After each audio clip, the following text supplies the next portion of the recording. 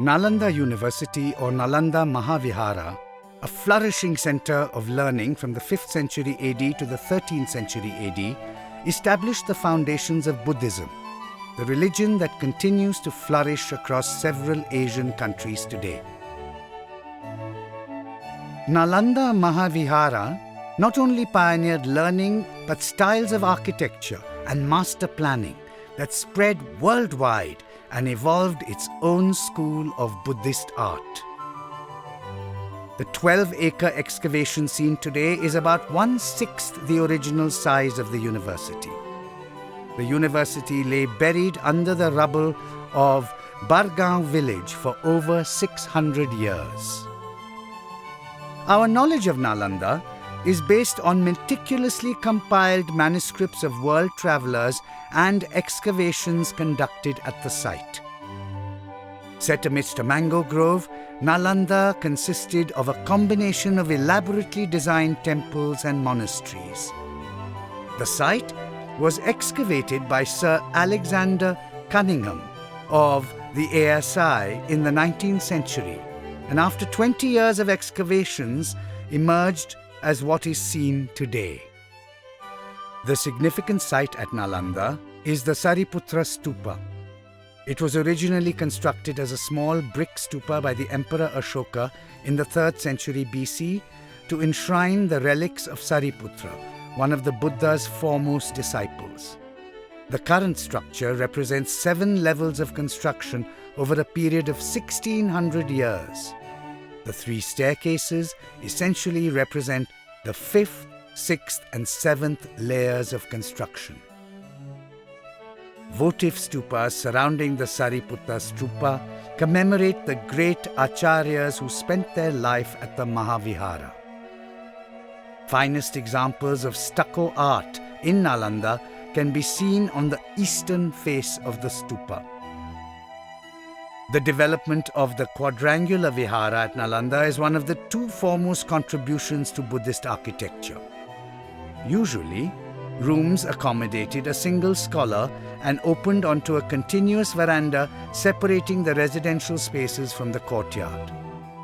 Viharas had a centrally located courtyard which housed the teaching facility for conducting daily classes. Brick-lined hearths or chullas were used for cooking.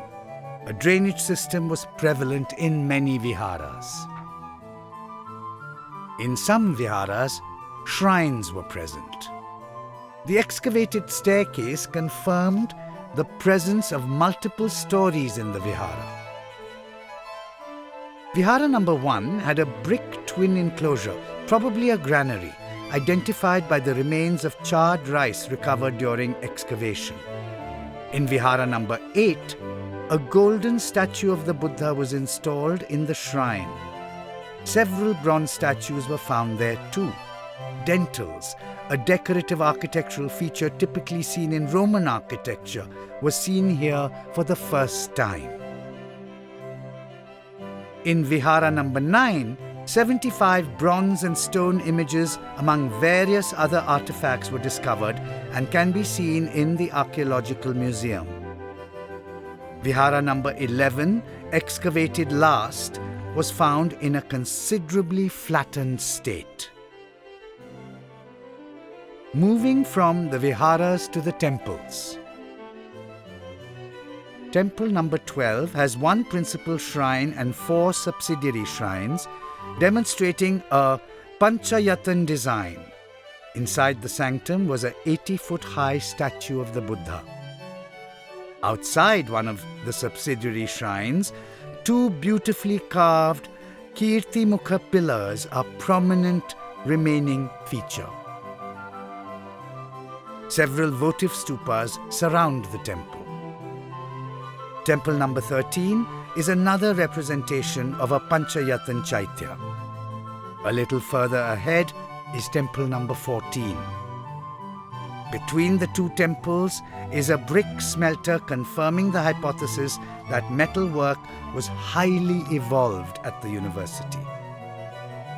The shrine mound, also originally a Panchayatan Chaitya, houses in its sanctum the remains of 2 large feet probably the feet of the 80-foot standing Buddha.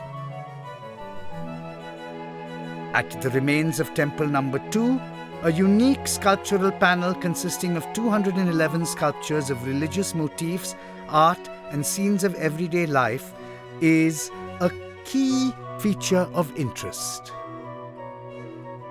Nalanda was famous for its libraries, 3 buildings, one a 9-storied structure housing over 9 million books, burnt by Bakhtiyar Khilji. This completes the video tour of the excavated ruins at Nalanda. If you liked this tour and found it useful, visit us at extolindia.com. Until then, happy experiencing with Extol India.